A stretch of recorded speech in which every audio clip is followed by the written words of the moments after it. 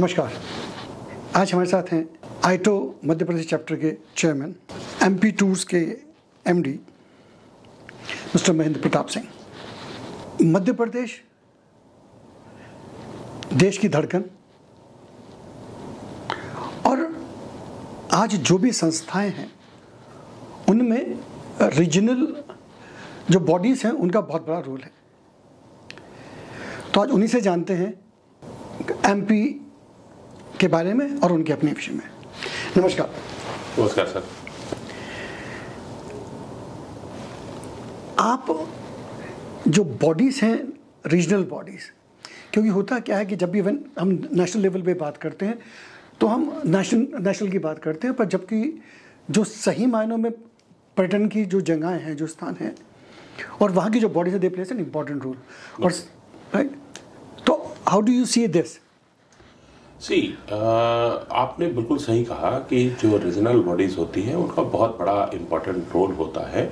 आप पैकेजिंग करके, मार्केटिंग करके आप कुछ भी प्रोडक्ट बना के दे सकते हैं, लेकिन जो वहाँ पे पला बढ़ा है, उस आव हवा को, उस कल्चर को, उस एक एक चीज़ को डीपली जानता है, वो बाहर से मुझे नहीं लगता कि कोई उस बात को समझ सकता है। और मध्य प्रदेश में कहना चाहूँगा कि एक बहुत अच्छा और पीसफुल डेस्टिनेशन है, बट मध्य प्रदेश मुझे ऐसा लगता है कि थोड़ा अंडररेटेड रहा है और बहुत कम मार्केट किया गया है, बहुत कम सेल किया गया है थ्रू इंडस्ट्री के। बट मध्य प्रदेश अब जिस लेवल पे अपना काम कर रहा है और अपनी चीजों को दुनिया में पहुंचा रहा है, मुझे लगता है कि आगे आने वाले 2-4 साल में ही आप देखेंगे कि मध्य प्रदेश इस देश का नंबर 1 स्टेट होगा। इससे पहले कि हम आगे बढ़े एमपी के बारे में जानने के लिए, अब हमको अपनी जर्नी जान लेते हैं। आपने कब शुरू किया और इस फील्ड में कैसे आए? तो सर, अगर मैं ऐसे बताऊं तो मेरी जर्नी बाय डिफॉल्ट हुई है। मतलब मैं टूरिज्म में ऐसे ही आ गया था गलती से, क्योंकि मैं एक छोटे से गांव में रहा हूँ, छोटे से गांव में पढ़ाई हुई है, हिंदी मीडियम में पढ़े हैं और कोई ऐसा एक्सपोजर नहीं था। तो मैं पहली बार जब रीवा कॉलेज में पढ़ने आया, फेल हो गया पहले साल से, समाव हमने ग्रेजुएशन करा। फिर मैंने ये हुआ कि यार यूनिवर्सिटी में जाता हूँ, यूनिवर्सिटी में कोई अच्छा कोर्स देखता हूँ। और मुझे बचपन से एक चीज़ का बड़ा शौक था कि कुछ भीड़ से अलग करने का, कुछ अलग ऐसा करूँ कि कुछ मतलब हमारा नोटिफिकेशन एक अलग लेवल का होना चाहिए। भले गाँव में थे, छोटी जगह पे थे, लेकिन सोच बहुत अलग हमेशा रही है। हमेशा मैंने अपने से बड़े लोगों के साथ में दोस्ती रखी। जो कॉलेज के टॉपर बच्चे होते थे, मैं उनके साथ में जबरदस्ती रहता था कि मतलब उनके साथ अच्छा सीख सकूं। जब मैं रीवा आया और यूनिवर्सिटी गया तो ऐसे ही वहाँ पे एक डिपार्टमेंट से गुजरा, तो वहाँ पे टाई सूट लगा के लोग, बच्चे बहुत खड़े थे। तो हमने कहा ये क्या कोर्स है? मैं जाके देखा पर्यटन का कोई कोर्स चल रहा था। हमने कहा ये कुछ नया है। तो मैंने उसको नया रीवा में आया था, मैंने उसको ज्वाइन कर लिया। मैंने टूरिज्म की पढ़ाई करी। अब ये भी नहीं पता कि नौकरी कहाँ मिलेगी, क्या होगा। लोग गांव वाले पूछते थे कि भाई कहाँ नौकरी करोगे, क्या है। हम अपने सीनियर से पूछे तो उन्होंने बोला साहब ट्रैवल एजेंसी, होटल और एयरलाइंस में जॉब मिलती है। ठीक है भाई, पढ़ के गए। ना हिंदी ठीक से आती थी, ना अंग्रेजी, बिकॉज मैं रीवा का रहने वाला, तो बघेलखंडी आती थी। रीजनल लैंग्वेज में बात करते थे। जब मैं पहली जॉब के लिए इंदौर गया तो my first job, my boss has given एक पेपर कि आप एक लेटर लिखो। वो लेटर में नहीं लिख पाया था। दैट डे आई रियलाइज यार मैंने पढ़ाई भी नहीं करी है, कुछ भी नहीं करा, डिग्री आ गई है हमारे पास, लेकिन भाई मेहनत करना पड़ेगा। तो उस दिन मेरे को बिल्कुल हुआ। तो पहली जॉब मेरी बहुत ऐसे ही मिली, 1000 की नौकरी मिली सर, और वहां से हमने अपना जीवन शुरू करा। और उस 1000 को जब मेरे को मिलता था तो मैं 10,000 के बराबर काम करता था। तो क्योंकि मेरे को समझ आ गया कि परिश्रम परिश्रम एंड परिश्रम। और मैं उस दिन से इतना हार्ड वर्कर हुआ कि मैं 16 घंटे से कम कभी काम नहीं करता था। और वो जो मेहनत थी। और दूसरा जो सबसे बड़ा नजर, मैं बहुत डेड ऑनेस्ट आदमी हूँ, प्योर आदमी हूँ, दिल का साफ। मुझे हर किसी की खुशी में खुशी होती है, मैं किसी की तकलीफ नहीं देख सकता, दुख नहीं देख सकता। मेरा नेचर है गिविंग नेचर। मुझे दे के जो खुशी मिलती है, मुझे लेके नहीं मिलती। तो ये सब अच्छा रहा, बाकी कोई दिक्कत नहीं। इंदौर से करते करते फिर एमबीसीएस तो थोड़ा था ही मैं, तो नौकरी कर ली 4-5 साल, एक्सपीरियंस आ गया, मेहनत में बहुत करता था। तो मुझे ऐसे लगा कि यार अपनी कंपनी होनी चाहिए। तो मैंने अपनी कंपनी स्टार्ट कर ली। 5 सितंबर 2005 को मैंने travel India tourism private limited company अपनी स्टार्ट करी। और पहले साल ही मुझे बहुत अच्छा रिस्पॉन्स मिला, बिकॉज तब तक मुझे अच्छा नॉलेज हो गया था, अच्छा काम करता था, लोगों को अच्छी सर्विस देता था। बिजनेस में लोग बोलते हैं झूठ बोलना पड़ता है, मैंने कभी झूठ नहीं बोला। तो मैं एक आध तो वाकई सुनाऊंगा कि एक IAS अधिकारी की बुकिंग थी सर, और मैंने उनका मॉरिशस का होटल था, मुझे आज भी याद है, ली मेरिडियन, और उन्होंने पेमेंट भी कर दिया 3 महीने पहले, सब कुछ। मैं बुकिंग करना भूल गया, मेरे स्टाफ ने, और बुकिंग नहीं हुई। तो आदमी होता है ना कि अब स्टोरी सुनाएगा, कुछ भी करेगा। मैंने सर बहुत ब्लैंडली मैंने कहा ये गलती हुई है, क्या होगा? तो मैं उनके घर गया, हमने कहा सर आपने बुकिंग कराई थी, आपने पैसा दिया था, मैं बुकिंग करना भूल गया। मैंने स्टाफ भी नहीं बोला, मैं नहीं अपने आप को, तो मेरे से हो गया ये। तो ही वाज शॉक्ड, यार मतलब ऐसे कैसे हो सकता है, हाउ यू केयरलेस। फिर उन्होंने 2 मिनट सोचा, बोले यार आप ही बताओ क्या ऑप्शन है। मैंने 3 होटल लेके गया था, ऑप्शन दिया, उन्होंने बोला ये वाला कर दो, ये पसंद है। ठीक है, मैंने 50,000 रुपीज अपने जेब से पे किए। तो मैं ये बताना चाहता हूँ कि अगर आप एक बार झूठ बोला, अगर सच बोला, कोई डर नहीं।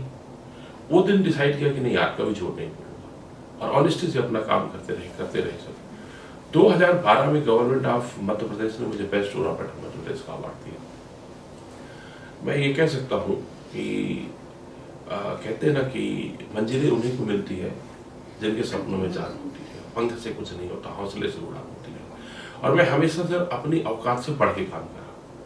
मतलब अगर मेरी 2 रुपए काम करने की शक्ति थी तो मैंने 10 रुपए का काम करा। तो मैं लगातार उसको करता रहा, और मैं इस काम को काम समझ के नहीं करता सर, मेरा शौक है, मेरा पैशन है। मैं टूरिज्म को जीता हूँ, और मैं हर काम दिल से, मध्य प्रदेश का निवासी हूँ तो हृदय प्रदेश है, तो हर काम दिल से करते हैं। तो मुझे आज भी आदत है कि मैं दिल से काम करता हूँ, कोई दिखावा नहीं, कोई कुछ नहीं, जो है जैसा है प्योरिटी के साथ। और वो प्योरिटी सर यहाँ तक लेके आई। मैंने 2018 में गवर्नमेंट ऑफ मध्य प्रदेश के साथ बहुत बड़ा काम किया, मध्य प्रदेश मुख्यमंत्री किसान विदेश था। 2018 में मुझे फिर रियलाइज हुआ कि नहीं यार, अब तो मुझे सैचुरेशन जैसा आ गया, B2C कर लिया, ये कर लिया। देन मैं मध्य प्रदेश का DMC MP टूर्स शुरू किया 2018 में, कि मैं अपना एक अलग पहचान बनाता हूँ जैसे DMC के तौर पे। वहाँ से शुरू किया, और मैं लगातार मेहनत करता रहा। मैं फॉरेन कंट्री जाना शुरू कर दिया टूरिज्म के साथ में। WTM गया, बर्लिन गया, सारे इंटरनेशनल इवेंट में पार्टिसिपेट करने लगा। और एक ही विजन है कि मध्य प्रदेश को जैसे लोग यूरोप की आइटनरी बेचते हैं, ऐसे मध्य प्रदेश को मैं यूरोप की आइटनरी की तरह बेचता हूँ। तो वो मेरा एक सपना है, ड्रीम प्रोजेक्ट है कि मैं मध्य प्रदेश में डायरेक्ट सोर्स मार्केट से लेके आऊँ लोगों को। तो मैं 2018 से शुरू किया, लेकिन 2 ही साल हुआ था। 19 में लास्ट हम लोग फितूर से लौटे थे, उसके बाद कोविड आ गया। फिर बैक फुट पे जहाँ थे वही ऐसा लगा कि दुनिया खत्म हो गई, रातों रात दुनिया रुक गई, क्या कर सकते हैं। और उन दिनों कुछ समझ नहीं आ रहा था कि क्या करें, दुनिया खत्म हो जाएगी, बचेंगे भी कि नहीं बचेंगे, क्योंकि जहां शुरू किए थे फिर वहीं पहुंच गए। पर इस बार एक फायदा था सर, इस बार फायदा यह था कि पैसे नहीं थे बट अनुभव था। और उस अनुभव का जब इंडस्ट्री रिवाइव करी, और उसी बीच में मुझे आईटो का चेयरमैन बना दिया गया। और मैं कोई काम लेता हूं तो बड़ी शिद्दत से करता हूं, और मैं 4 जुलाई को चेयरमैन बना, 26 जुलाई को पहला प्रोग्राम किया, और बड़ा इंटेलेक्चुअल सेशन रखा, how to increase inbound tourism in Madhya Pradesh, और उसका पैनल डिस्कशन करवाया, स्पीकर्स बुलाए, पूरे एमपीएससी टीम को बुलाया, और बहुत अच्छा सक्सेसफुल प्रोग्राम हुआ। वहां से जो जर्नी स्टार्ट हुई, उसके बाद आज जो आपके सामने है वो आप देख ही रहे हैं। तो मैं आज भी इस काम को ऐसे नहीं करता कि यार ये हमारा एक कमाई का जरिया है। मेरी आदत है सर, केक का साइज बड़ा करो, अगर सबके पास आएगा एक स्लाइस मिलेगा, हर आदमी का पेट भर जाएगा। तो मेरे को लगता है कि जब पूरे मध्य प्रदेश में बिजनेस आएगा तो हमारे पास ऑटोमेटिकली आएगा। तो मैं सिर्फ ये सोच के काम नहीं करता कि हमारा बिजनेस चले, हमारे पे धंधा आए, ये मेरी सोच कभी नहीं है। मेरा सोच है कि मध्य प्रदेश में अगर आए, मध्य प्रदेश बढ़ेगा तो हमारे पास ऑटोमेटिकली आएगा। एक नियम है, जिस मार्केट में ज्यादा दुकानें होती हैं वहाँ सेल भी ज्यादा होती है, और जो आइसोलेटेड शॉप है वहाँ पर कस्टमर नहीं जाता है। और मैं आपसे एक बात जानना चाहूँगा कि जो रीजनल एजेंसी से DMC से उनके अपने चैलेंजेस होते हैं, तो आपके क्या चैलेंजेस हैं और आपको क्या लगता है? सर आपने बिल्कुल सही कहा कि बहुत अच्छा काम कर रहे हैं, सब कुछ है, लेकिन चूंकि सीमित संसाधन होते हैं सर। आज अगर आप इंटरनेशनल मार्केट में जाते हो, मार्केट करने जाते हो, तो पहला सवाल यही आता है कि फंड। आपको बहुत बड़ा फंड लगता है इंटरनेशनल मार्केट में अपने आप को प्रमोट करने को, और हर डीएमसी की उतनी कैपेसिटी नहीं होती। एक इवेंट अगर आप करने जाते हो तो 4-5 लाख रुपए खर्च होता है, और ऐसा मैं मानता हूं कि मैं पिछले 5 सालों से हमारे मार्केट में जा रहा हूं, तो मिनिमम अगर आपको 5 साल का विजन है कि आप लगातार जा सकते हैं, तो ही इंटरनेशनल मार्केट में जाए, अदरवाइज सर्वाइव नहीं कर पाएंगे। तो मुझे सबसे बड़ा चैलेंज यही लगता है कि एक तो पैसे नहीं होते लोगों के पास कि गए और जो है वो खर्च करके आ गए, तो आगे क्या करेंगे। दूसरा बहुत बड़ा चैलेंज होता है क्योंकि एक छोटी सी जगह पे रीजनल होने के नाते उतने साधन भी नहीं होते, तो आप अपने प्रोडक्ट को पैकेजिंग और मार्केटिंग कैसे करेंगे ये भी नहीं पता होता। आप अपना इंटरनेशनल मार्केट का ट्रेंड क्या चल रहा है, किस तरह से आप पता लगा कि हमने बहुत अच्छा ब्रोशर बनवाया, सारा पैसा ब्रोशर में लगा दिया, पर वहां गए हम यूरोप में कोई ब्रोशर ही नहीं ले रहा है। वहां हमको जाने के बाद पता चला कि नहीं, आ रहे तो डिजिटल का जमाना है।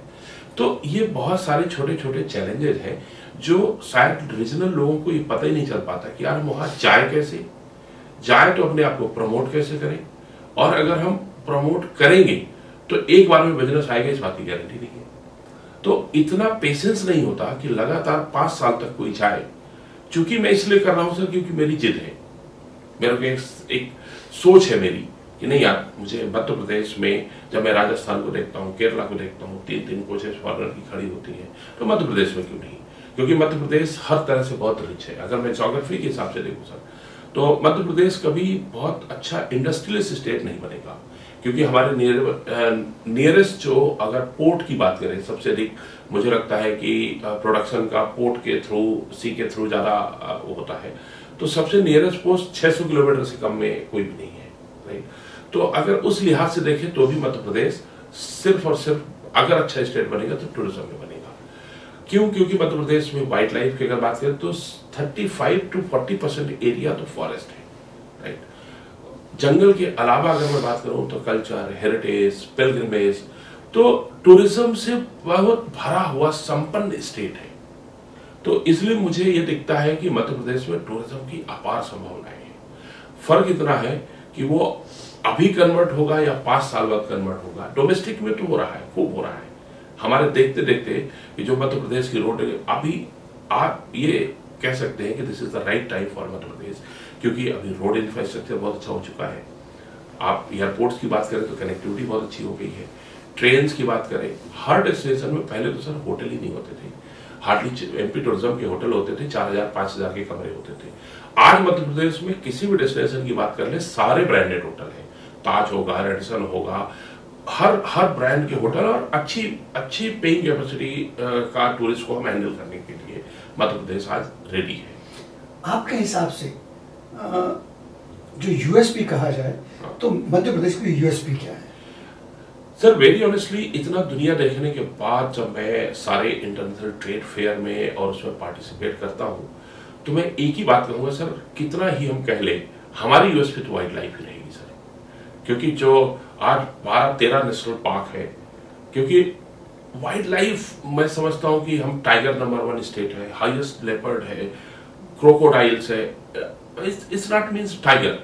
आप अगर वाइल्ड लाइफ की बात करें, जो रियली में वाइल्ड लाइफ लवर है और नेचर के पास सब दुनिया में हर आदमी जाना चाहता है, तो कितना भी आप कर लीजिए, कुछ भी कर लीजिए, वो वाइल्ड लाइफ से हम ये नहीं कह सकते कि साहब हो गया वाइल्ड लाइफ। वाइल्ड लाइफ ही हमारा की, अगर देखा जाए तो मध्य प्रदेश का की वाइल्ड लाइफ ही रहेगा। अच्छा, मुझे एक चीज और बताएं, आपके हिसाब से रीजनल टूरिज्म में ट्रैवल एजेंट्स को, टूर ऑपरेटर्स को के लिए ट्रेनिंग कितनी इंपॉर्टेंट है? और नंबर 1, नंबर 2, हम जब बात करते हैं, आपने कहा आप डीएमसी करते हैं, और डीएमसी के भी अपने चैलेंजेस हैं, क्योंकि जो आपके सामान को बेच रहा है वो कभी एमपी आया नहीं, और वो आदमी उसको बेच रहा है तो खुद ने एक्सपीरियंस नहीं किया। तो डेस्टिनेशन स्पेशलिस्ट प्रोग्राम कितना इंपॉर्टेंट है, ये 2 बातें मैं आपसे जानना चाहूंगा। पहले शर्मा जी, आपने एक्चुअल बहुत बड़ा सवाल पूछा है, और मैं आपसे ये कह सकता हूं कि बहुत इंपॉर्टेंट सवाल पूछा है, और ये इतना इंपॉर्टेंट है जो लोगों को नहीं समझ आता। पहली बात तो सर मैं आपको ये बताऊं कि हर तीसरा बंदा जो अपने आप को डीएमसी कहता है, सर हम डीएमसी के मायने नहीं जानते। बेसिकली डीएमसी इतना बड़ा शब्द है कि हम बहुत आसानी से कह देते कि मैं डीएमसी, और शायद डीएमसी की परिभाषा नहीं पता है। तो डीएमसी नहीं सर, अगर मैं अपने आप को बात करूं तो मैं एक operator, right? Operator it could be anyway, कोई ट्रांसपोर्टर होगा, कोई पैकेट चलाता होगा, कुछ, मैं एक ऑपरेटर।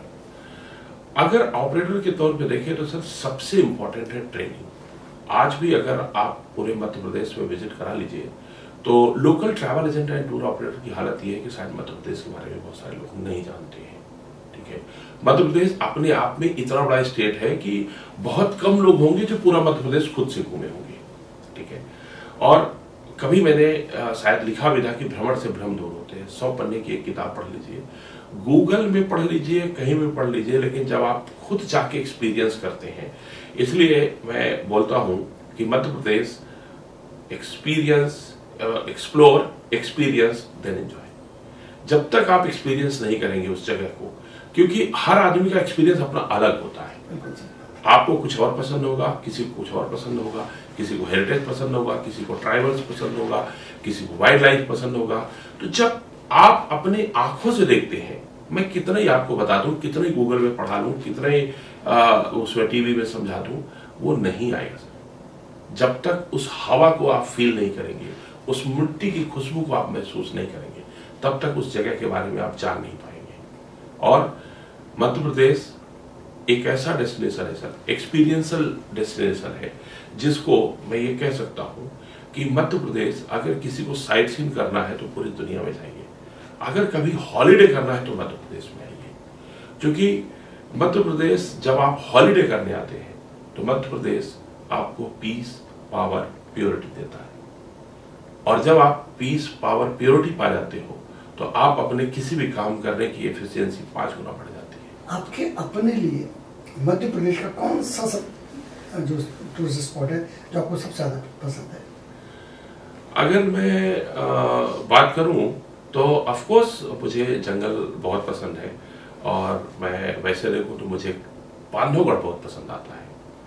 और चूंकि वाइल्ड लाइफ है मध्य प्रदेश में, तो मेरा एक बड़ा फेवरेट प्लेस भी है मुझे जंगल में। मैं गांव से आता हूं तो वैसे भी मुझे जंगल और वहाँ की चीज़ें बहुत पसंद आती हैं। तो आज भी मुझे वहाँ का रीजनल फूड की अगर मैं बात करूं कि जो हाथ से चूल्हे की बनी रोटी होती है और देसी खाना जो होता है, जो रियली में हेल्दी होता है, तो मुझे लगता है कि वो सारी चीज़ें मुझे आज भी बहुत अट्रैक्ट करती हैं। कि जो वहाँ की आप पिज़्ज़ा, पास्ता, बर्गर ये तो कहीं भी खा लोगे, आप जिस जगह पे गए हैं उस जगह की जो खुशबू है, उस जगह की जो मिट्टी है, उस जगह का आप जिस सीजन में आप जाते हैं, हर चीज़ वहाँ पे सीजन में होती है। वहाँ पे मैं कह सकता हूँ कि जो छोटे छोटे गांव हैं, जो विलेजेस हैं, वहाँ पे बाजार से कम चीज़ें आती हैं, वो खुद से जो उगाते हैं। वहाँ की मूली खा के देखिए, वहाँ की मिर्ची खा के देखिए, वहाँ के टमाटर खा के देखिए, या वहाँ पे जो बने हुए चीज़ होंगे, अगर आप उसको एक्सपीरियंस करेंगे सर, ये गारंटी है कि वो दुनिया से एक बहुत अलग एक्सपीरियंस देगा। जैसे बहुत सारे गांव के लोग होंगे, बहुत सारे बच्चे होंगे, बहुत सारे ऐसे लोग हैं जिन्होंने गांव ही नहीं देखा है, उनको ये भी नहीं पता है कि मान लीजिए टमाटर है कैसे उगता है, पेड़ में कैसे आता है, और जो गेहूं कहाँ से आता है, राइस कैसे बनता है।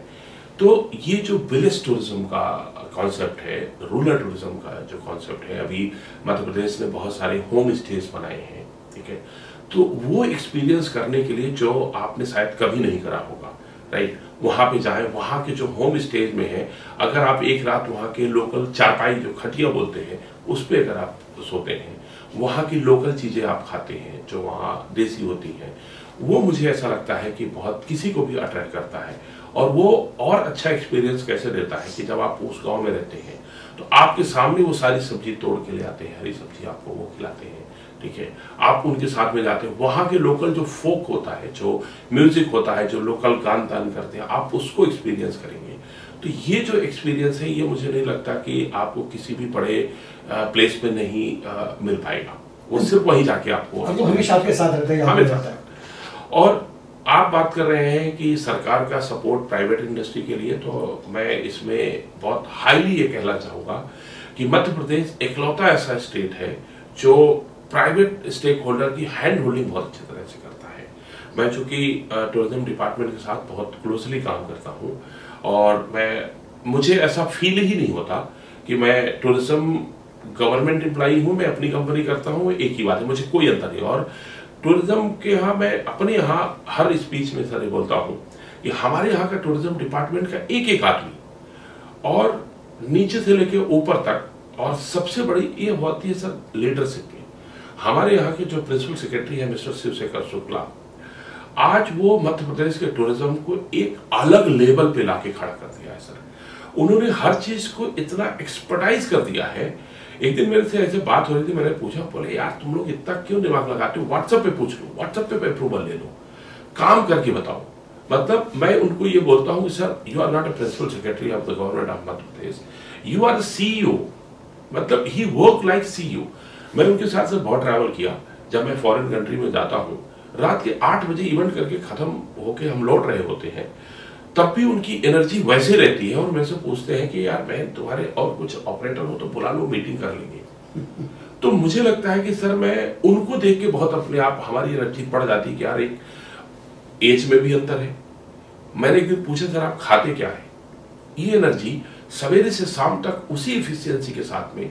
तो मुझे लगता है कि सर इस तरह की लीडरशिप अगर मध्य प्रदेश में रही आएगी, और मैं हमेशा बोलता हूं, मैंने कहा सर अभी देखिए, और एक ये भी बहुत अच्छी बात है कि उनको थोड़ा समय भी मिला 5 साल तक। एक्चुअली ये भी बहुत बड़ा, गवर्नमेंट में एक ही सिस्टम खराब है जो बहुत जल्दी ट्रांसफर हो जाता है। 5 साल में उन्होंने जो देखा, ऑब्जर्व किया, अब वो रियल का वक्त आया कि हर चीज को खुद समझते हैं, उनको कुछ बताने की जरूरत नहीं है। आपने कोई बात कही है, दे अंडरस्टैंड कि हाँ यार क्या होना चाहिए, क्या नहीं, क्या सही डायरेक्शन है, क्या नहीं है।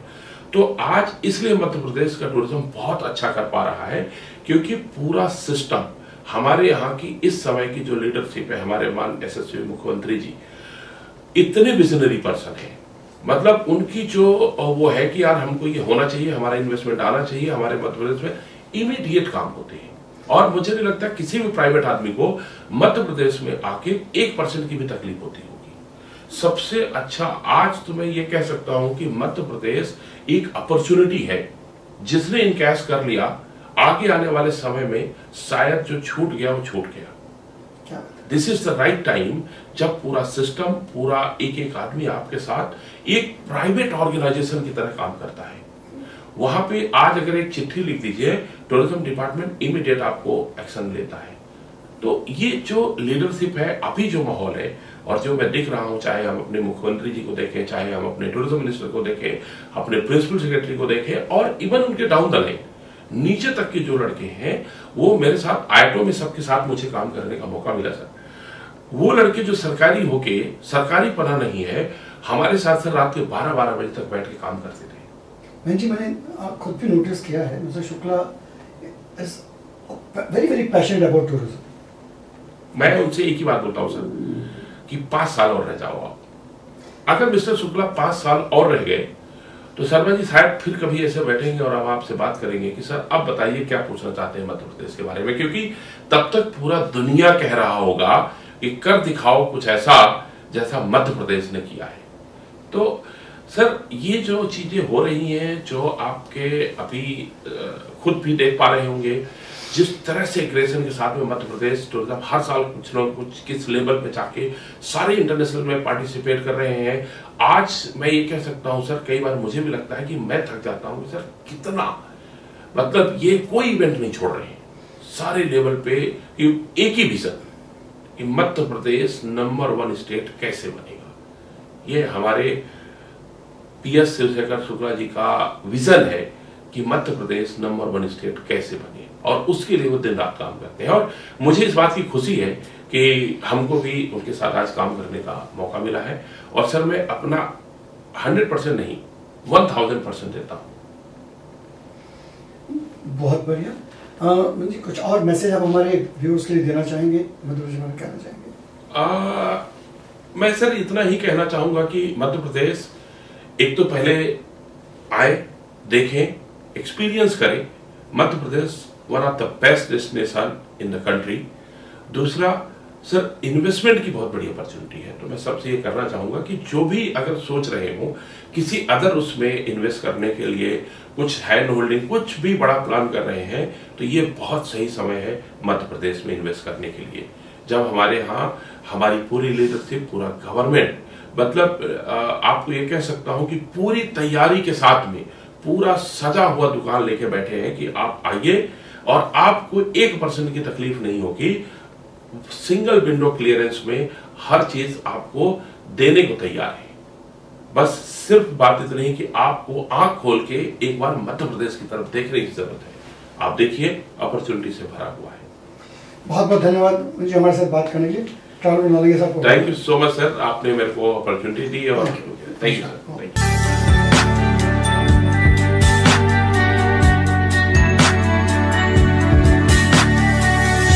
You are watching Travel World Online.